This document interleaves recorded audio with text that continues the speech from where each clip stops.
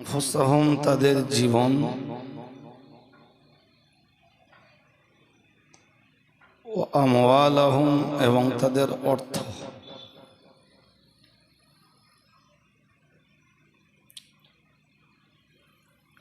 তাহলে ঈমানদারের সম্পদ এবং ঈমানদারের জীবন আল্লাহ কিনে নিয়েছেন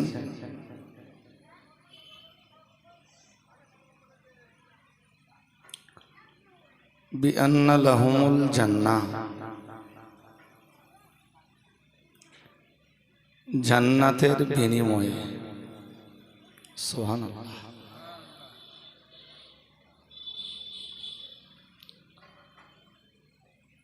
তাহলে আমরা যারা ঈমানদার আছি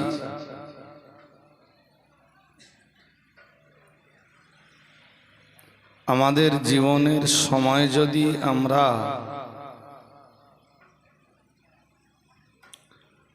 খরচ করতে পারি আল্লাহর সন্তুষ্টির জন্য,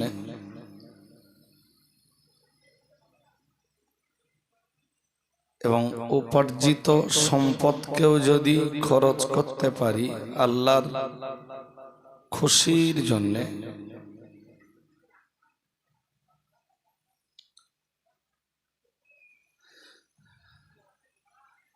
বিনিময় কি পাবো? আল্লাহ বললেন বিআন্না লাহুমুল জান্নাহ,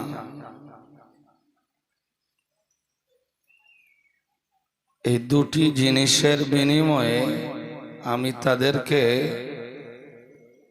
জান্নাত নসিব করব।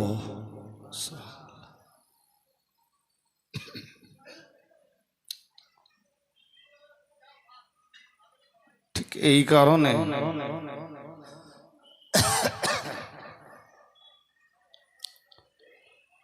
একজন ঈমানদারের জীবনের সময় ব্যয় হবে আল্লাহর জন্য,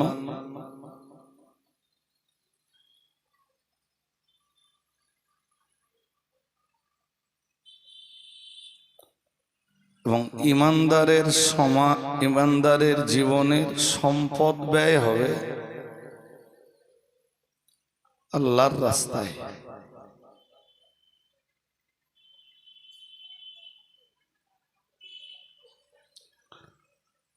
ঈমানদার কখনোই তার জীবনের সময় এবং সম্পদ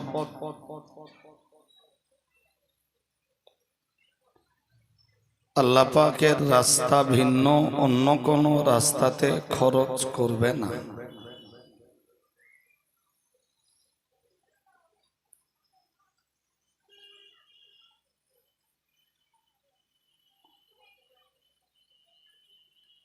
আর আল্লাহর খুশির জন্যে যেটুকু সময় ঈমানদার ব্যয় করবে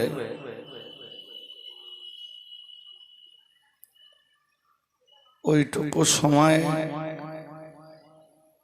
আল্লাহর কাছে ইবাদত হিসাবে গণ্য হবে।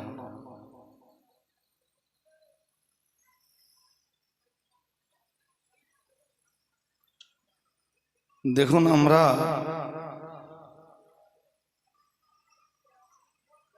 প্রকৃতপক্ষে ইবাদতের অর্থই বুঝি না।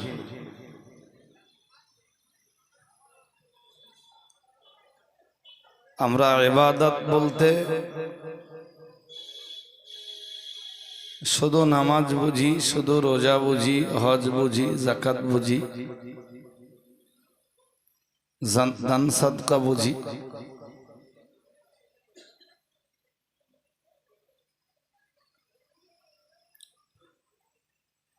একজন ঈমানদারের জীবন যদি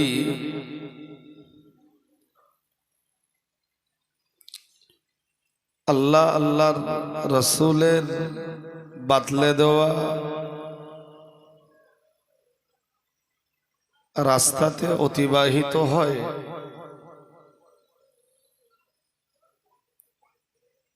তখন তার জীবনের টোটাল সময়টা আল্লাহ পাকের ইবাদত রূপেই গণ্য হয়।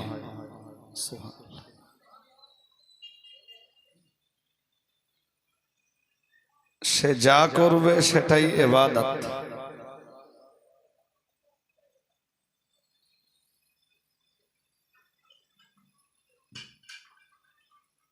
চাই সে ঘুমিয়ে থাকুক,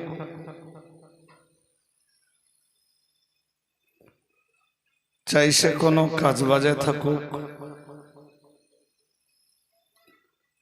চাই সে ব্যবসার কোনো ক্ষেত্র বা আঙিনায় থাকুক,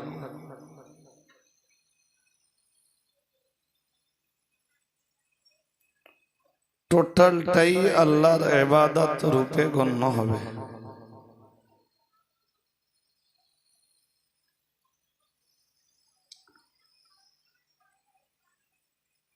কুরআনুল কারীমে আল্লাহ এ প্রসঙ্গে ব্যক্ত করেন, ওমা খালাকতুল জিন্না ওয়াল ইনসা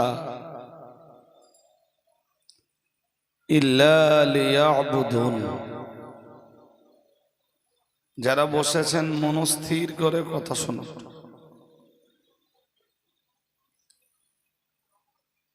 আল্লাহ বলেন, আমি জিন আর মানব জাতিকে সৃষ্টি করিনি। প্রথম বললেন আমি সৃষ্টি করিনি, পরে বললেন ইল্লা লিয়াবুদুন। কিন্তু তাদের সৃষ্টির একমাত্র উদ্দেশ্য হলো তারা আমার ইবাদত করবে। সুবহানাল্লাহ।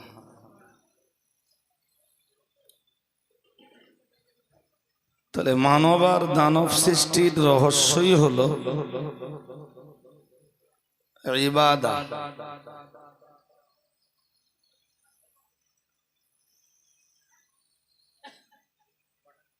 এই ইবাদতের যোগ্যতা আল্লাহ দুটি শ্রেণীকে দিয়েছেন।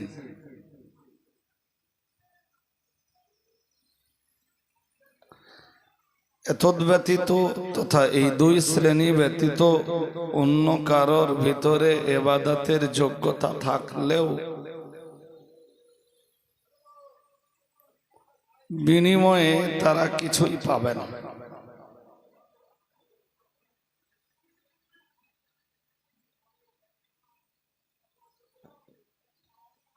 যেমন ফেরেশতাদের ইবাদত,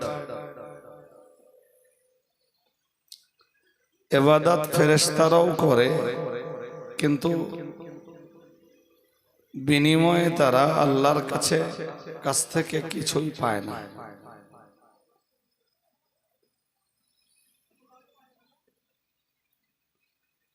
কিন্তু মানব আর দানব জাতি আল্লাহর কাছে আল্লাহর ইবাদত করলে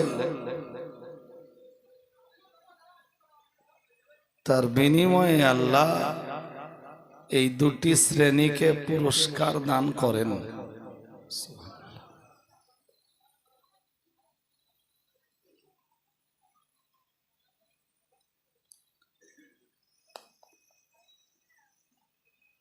তো আমরা এক কথায় বলতে পারি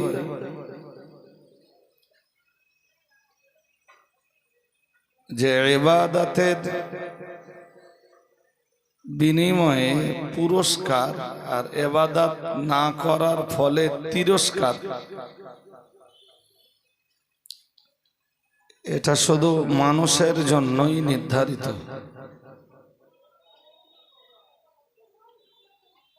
এই গুরুত্বপূর্ণ কথাটা আরেকবার বলছি, ইবাদতের বিনিময়ে পুরস্কার এবং ইবাদত শূন্য হলে তিরস্কার,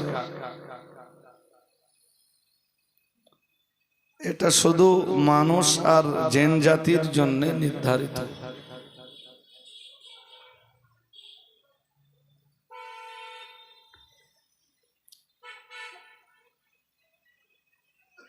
আল্লাহ মানুষকে কেন মুকাল্লাফ বানিয়েছেন?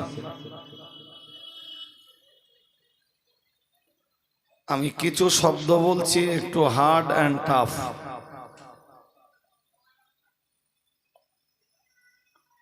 আল্লাহ কেন মানুষকে মুকাল্লাফ বানিয়েছেন?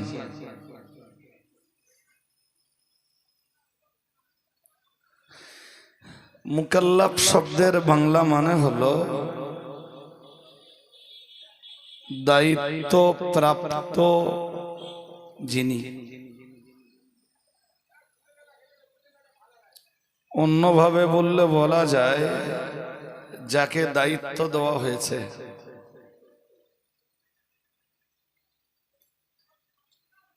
শরীয়তের দায়িত্ব মানুষের উপরে কেন অর্পিত হয়েছে?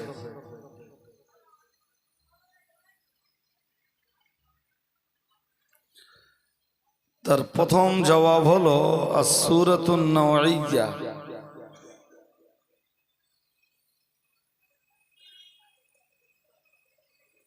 তো এই শব্দটাও আপনারা বুঝবেন না। ইবাদতের দায়িত্ব চাপিয়েছেন আল্লাহ, আর অর্পিত হয়েছে মানুষ আর জিনের উপর। জিনের কথা ছেড়ে দেন, আমরা মানুষ।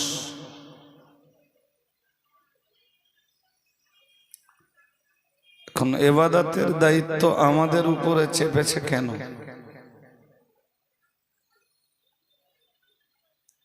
এর প্রথম জবাব হলো আসসূরাতুন নওঈয়া, যার বাংলা মানে হলো মানুষের স্বভাবগত চাহিদা।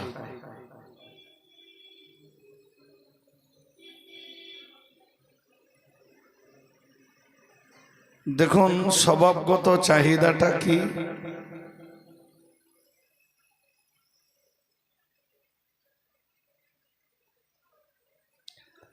শাহ ওলিউল্লাহ মুহাদ্দিস দেহলভী রহমতুল্লাহ আলাইহে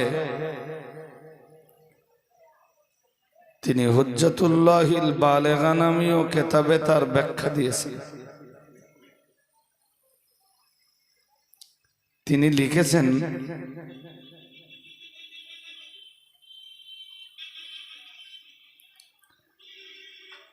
যে ঘাসের উপরে ছাগলের চাহিদা,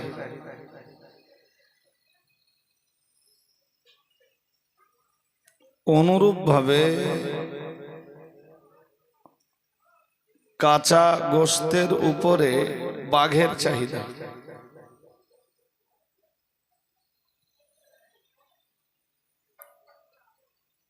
এটা তাদের স্বভাবগত কারণেই।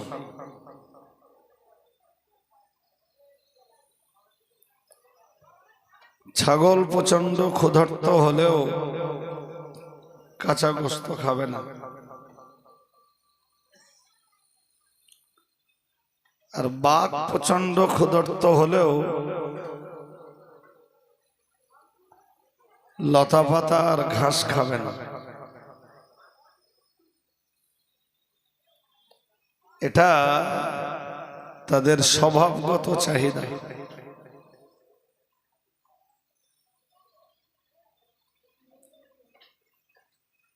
ছাগল যদি কখনো বাঘের খাবার খায়,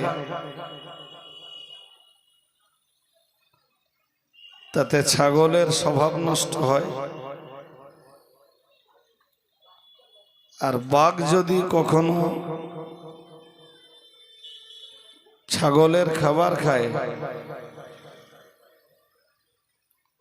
তাতে বাঘেরও স্বভাব নষ্ট হয়।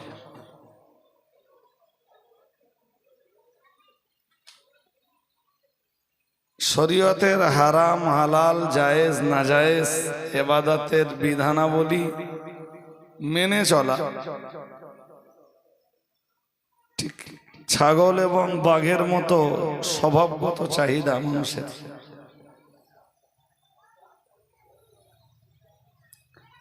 মানুষ যদি নামাজের বিধান, রোজার বিধান, হজ্জের বিধান, যাকাতের বিধান,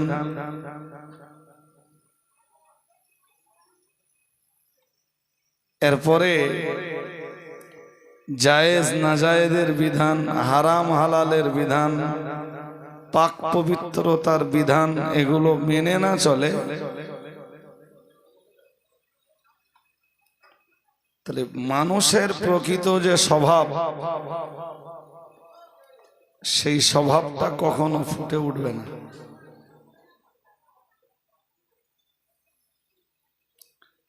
এবং নিজেকে কখনোই মানুষ বলে সে পরিচয় দিতে পারবে না।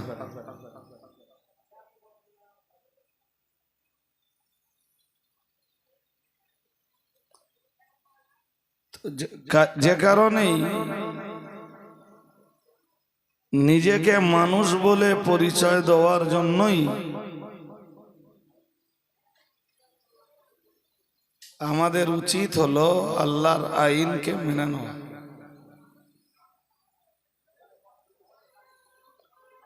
আল্লাহর আইন মেনে নিলে এই মানুষ প্রকৃতপক্ষে নিজেকে মানুষ বলে পরিচয় দিতে শিখবে এবং প্রকৃতপক্ষে মনুষ্যত্বের যে গুণ, সেই গুণাবলী মানুষের ভিতর থেকে বেরিয়ে আসবে।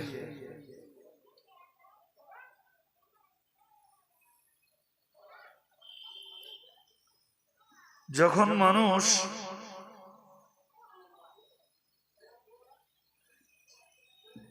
আল্লাহর বিধানাবলীকে মান্যতা না দেবে, তখন মানুষের ভিতর থেকে বেরিয়ে আসবে পশুর স্বভাব।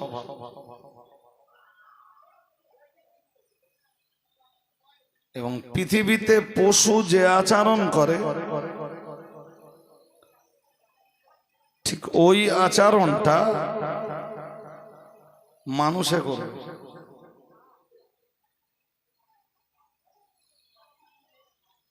আর পৃথিবীতে আমরা ঠিক এইটাই দেখি যে কখনো কখনো মানুষের আচরণ পশুর মতো বা পশুর চাইতে খারাপ রূপে ধরা দেয়।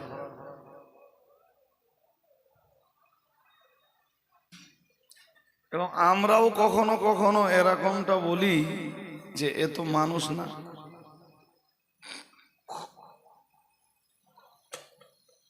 কখনো কখনো বলি যে এ তো মানুষের আচরণ না। কিংবা আমরা মানুষের ঔদ্ধত্য, মানুষের দুরাচার, মানুষের অত্যাচার দেখে বলি যে এ আচরণ পশুর আচরণ।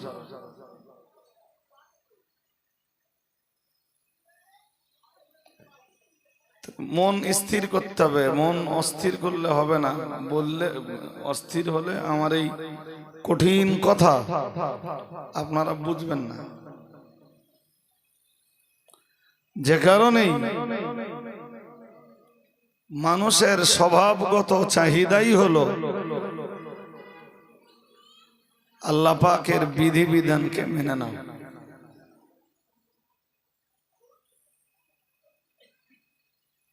বিশেষ কতকগুলো কারণে আল্লাহ আমাদের উপরে শরীয়তের দায়িত্ব চাপিয়েছেন।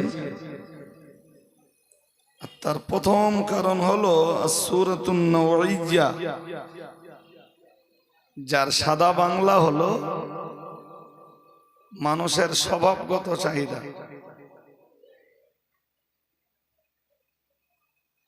মানুষ আল্লাহর বিধান না মেনে নিলে সেটা মানুষ নয়, সেটা পশু।